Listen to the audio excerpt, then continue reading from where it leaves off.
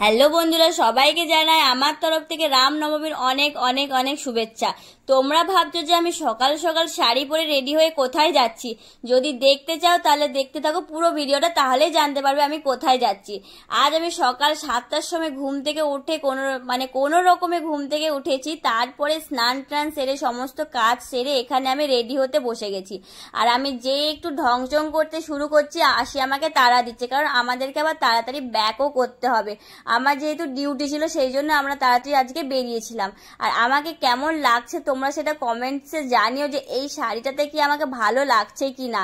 আর এই শাড়িটা আমি কোথা থেকে নিয়েছি যদি তোমরা সেটা জানতে চাও, অবশ্যই আমাকে কমেন্টস বক্সে কমেন্টস করে দিও। আমি সবাইকে জানিয়ে দেবো যে আমি কোথা থেকে এই শাড়িটা নিয়েছি।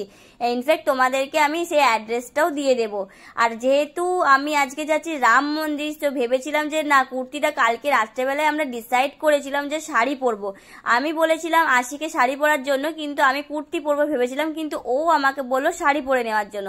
তাই আমরা আজ দুই বান্ধবী মিলে আজকে শাড়ি পরে পুজো দিতে যাব। যেহেতু আমরা বাঙালি সেই জন্য যে কোনো ফেস্টিভ্যালে আমরা শাড়িটা আগে বেশি প্রেফার করি।